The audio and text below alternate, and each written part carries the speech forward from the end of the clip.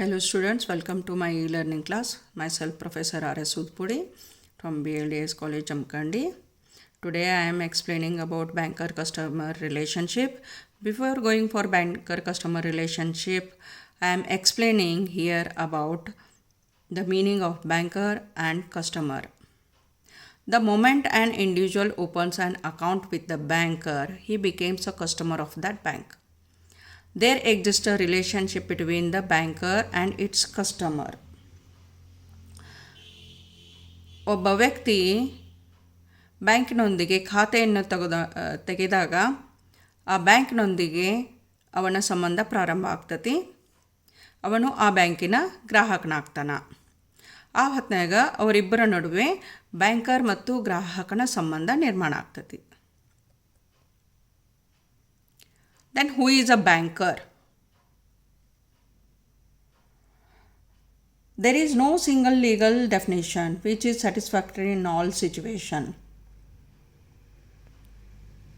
Still, we try to define the term banker. A banker is one who performs the business of banking. ಬ್ಯಾಂಕಿನ ಕಾರ್ಯಗಳನ್ನು ಮಾಡುವ ವ್ಯಕ್ತಿಗೆ banker ಎಂದು ಕರೆಯುತ್ತೇವೆ. According to H.L. Hart, a banker is one who in the ordinary course of his business honors checks drawn upon by persons from and for whom he receives money and current accounts. H.L. Hart ಅವರ ಪ್ರಕಾರ ಬ್ಯಾಂಕರ್ನೆಂದರೆ ತನ್ನ ವ್ಯವಹಾರದ ಸಾಮಾನ್ಯ ಅವಧಿಯಲ್ಲಿ ಯಾವ ವ್ಯಕ್ತಿಗಳಿಂದ ತನ್ನ ಹೆಸರಿನಲ್ಲಿ ಚೆಕ್ಗಳು ಬರೆಯಲ್ಪಡುವವೋ ಅವರಿಗಾಗಿಯೇ ಕರೆಂಟ್ ಅಕೌಂಟ್ಗಳಲ್ಲಿ ಹಣವನ್ನು ಪಡೆಯುತ್ತಾನೆ. ಈ ವಾಕ್ಯಾರ್ಥದಲ್ಲಿ ಬ್ಯಾಂಕರ್ ಕರೆಂಟ್ ಅಕೌಂಟ್ಗಳಲ್ಲಿ ಹಣವನ್ನು ಪಡೆದ ಗ್ರಾಹಕನ ಚೆಕ್ಗಳನ್ನು ಗೌರವಿಸಿ ಆನರಿಂಗ್ ದ ಚೆಕ್ ಹಿಂದಿರುಗಿಸೋಣ. But it doesn't include any other functions of bank. So, according to the Negotiable Instrument Act 1881, a banker is a body of persons who carry on the business of banking. But the definition of Banking Regulation Act 1949 itself is enough to explain about the meaning of banker. Section 5, subsection B of the Banking Regulation Act 1949, the term banking means accepting for the purpose of lending. ಹಣವನ್ನು ಸಾಲವಾಗಿ ನೀಡಲು ಸ್ವೀಕರಿಸುವ ಮೊತ್ತ or investment of deposits of money received from the public. ಸಾರ್ವಜನಿಕರಿಂದ ಠೇವಣಿಯನ್ನು ಸ್ವೀಕಾರ ಮಾಡಿ ಹೂಡಿಕೆ ಮಾಡಲು. repayable on demand. When it is repaid? Demand. Whenever it is demanded. ಯಾವಾಗ ಅದನ್ನು ಡಿಮಾಂಡ್ ಮಾಡ್ತಾರ ಆವಾಗ ಮರುಪಾವತಿ ಮಾಡುವ ಒಂದು ವಾಗ್ದಾನದೊಂದಿಗೆ ಆರ್ ಅದರ್ವೈಸ್ ಇಲ್ಲದಿದ್ದರೆ ಆ್ಯಂಡ್ ವಿಡ್ರಾವೇಬಲ್ ಬೈ ಚೆಕ್ಕಿನ ಮುಖಾಂತರ, ಡ್ರಾಫ್ಟ್ ಮುಖಾಂತರ, ಆರ್ಡರ್ ನಿರ್ದೇಶನದಲ್ಲಿ ಆರ್ ಅದರ್ವೈಸ್. ವಿಡ್ರಾವಲ್ ಅಥವಾ ಹಣ ಹಿಂಪಡೆಯುವ ಸಾಧನಗಳಾದ ಚೆಕ್, ಡ್ರಾಫ್ಟ್, ಆರ್ಡರ್ ಅಥವಾ ಬೇರೆ ಇನ್ಯಾವುದೇ ರೀತಿಯಲ್ಲಿ. ದಟ್ ಮೀನ್ಸ್ ನೀವು ಹೋಗಿ ಬ್ಯಾಂಕ್ನೊಳಗೆ ಹೋಗಿ ಇದನ್ನು ತುಂಬಿ ರೊಕ್ಕ ತಗೋಬಹುದು. ಅದರ್ವೈಸ್ ATMಲೇ ಈಗಿನ ದಿವ್ಸದೊಳಗೆ ಮಾಡರ್ನ್ ಡೇಸ್ ಒಳಗೆ ATMಲೇ ನಾವು ರೊಕ್ಕ ತಗೋಬಹುದು. But demand is necessary. At that time banker is going to repay the amount. In this definition, it includes all the formalities to be followed by a customer when he deposits the money.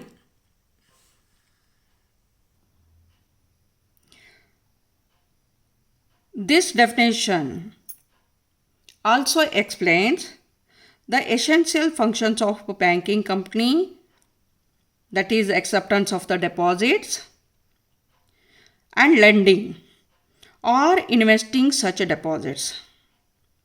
If the purpose of acceptance of deposits is not for lending or investing, the business cannot be called as banking. ಠೇವಣಿ ಸ್ವೀಕಾರ ಅಥವಾ ಸಾಲಗಳನ್ನು ಕೊಡುವುದು ಅಥವಾ ಹೂಡಿಕೆ ಮಾಡುವ ಕಾರ್ಯವನ್ನು ಆ ಸಂಸ್ಥೆ ಒಳಗೊಂಡಿರಲಿಲ್ಲ ಅಂತಂದ್ರೆ ಅದು ಬ್ಯಾಂಕಿಂಗ್ ಬಿಸ್ನೆಸ್ ಆಗಿರಂಗಿಲ್ಲ. The phrase deposits of money from the public has great significance. The banker accepts the deposit from the public. Whoever offers his money as deposit. ಸಾರ್ವಜನಿಕರು ಯಾರು ಬೇಕಾದವರು ಇರಬಹುದು, ಠೇವಣಿಯಾಗಿ ಕೊಡಲು ಒಪ್ಪಿಕೊಂಡ ಮೇಲೆ ಆ ಠೇವಣಿಯನ್ನು ಬ್ಯಾಂಕರ್ ಸ್ವೀಕಾರ ಮಾಡ್ತಾನೆ. However, a banker can refuse to open account for undesirable person. ಖಾತೆಯನ್ನು ತೆಗೆಯುವ ವ್ಯಕ್ತಿ ಸರಿಯಾಗಿ ಅನಿಸ್ಲಿಲ್ಲ ಅಂತಂದ್ರೆ ಆ ವ್ಯಕ್ತಿಯ ಖಾತೆಯನ್ನು ತೆಗೆಯಲು ಬ್ಯಾಂಕರ ನಿರಾಕರಿಸಬಹುದು. The definition also explains the time and mode of withdrawal. The banker does not refund the money on his own accord. ತಾನ ಹಣವನ್ನು ಮರುಪಾವತಿ ಮಾಡಂಗಿಲ್ಲ. Demand is necessary. But the customer has to demand for the same either through an order, check, draft or otherwise. Next definition is customer. Who is a customer then? According to Sir John Paget, to constitute a customer, there must be some recognizable course or habit of dealing in the nature of regular banking business. Professor hurt ಅವರ ಪ್ರಕಾರ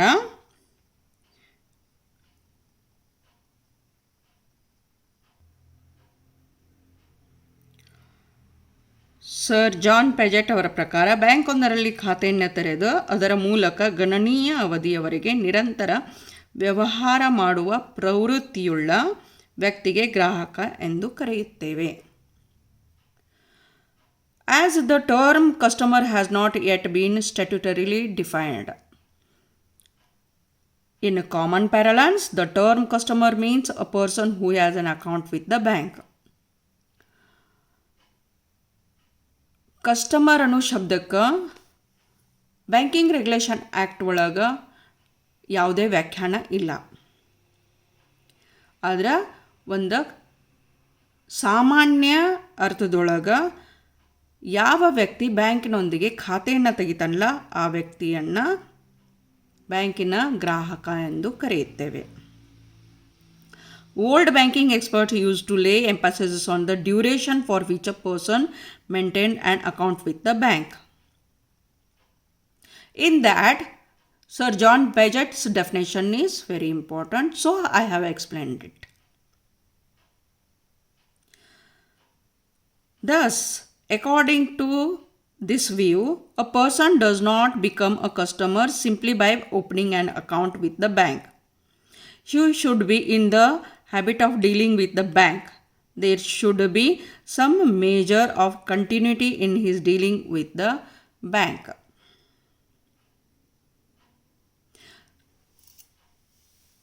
ಹೀಗಾಗಿ ಯಾವುದೇ ಒಬ್ಬ ವ್ಯಕ್ತಿ bank ಒಂದರ ಗ್ರಾಹಕನಾಗಲು he should satisfy the following conditions.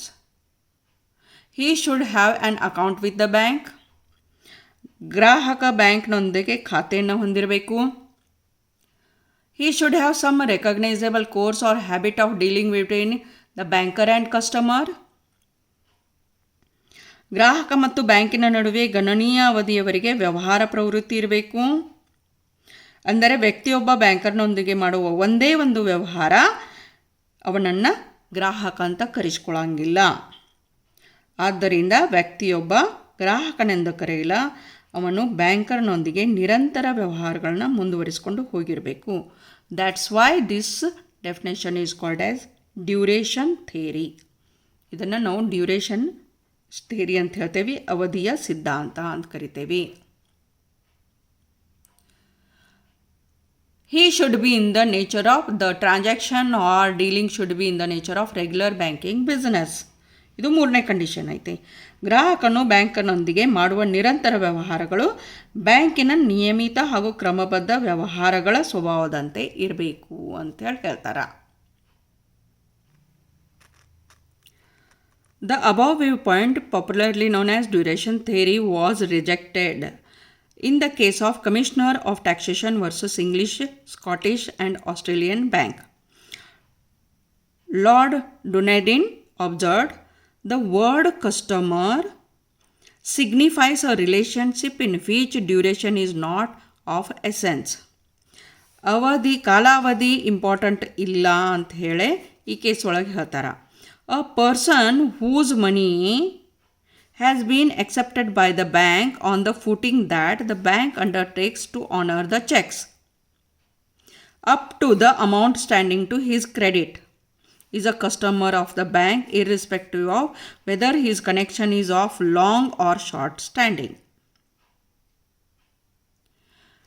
ಯಾವ ವ್ಯಕ್ತಿಯ ಹಣವನ್ನು ಠೇವಣಿಯಾಗಿ ಬ್ಯಾಂಕರ್ ಸ್ವೀಕಾರ ಮಾಡ್ಯಾನ ಮತ್ತು ಅವನ ಖಾತೆಯಲ್ಲಿ ಜಮಾ ಖಾತೆಯಲ್ಲಿ ಹಣವಿದ್ದು ಬ್ಯಾಂಕರ್ ಅವನ ಚೆಕ್ಕನ್ನು ಗೌರವಿಸಲು ಒಪ್ಪಿಕೊಂಡಾನ, ಆ ವ್ಯಕ್ತಿಯನ್ನು ನಾವು ಗ್ರಾಹಕ ಅಂತ ಕರಿಬೇಕು.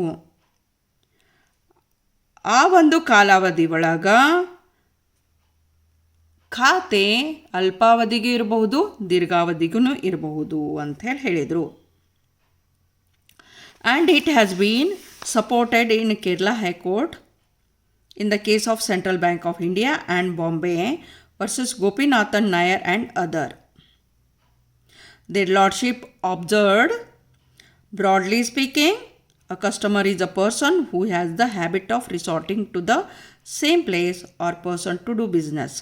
So far as the banking transactions are concerned, he is a person whose money has been accepted on the footing that the banker will honor his check up to the amount standing to his credit. Same point of view ಅಲ್ಲಿ express ಆಗಿರ್ತೈತಿ. Okay, so to constitute a customer he should have an account with the bank, whether it may be fixed or saving or current. The dealings should be of banking nature.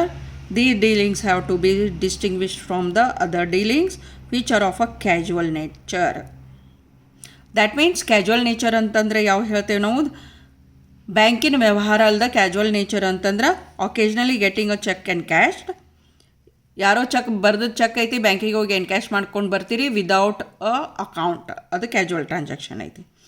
R purchasing stamps or depositing valuables for safe custody.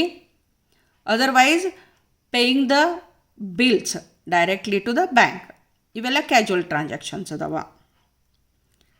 Hope you understand clearly about the banker and customer meaning.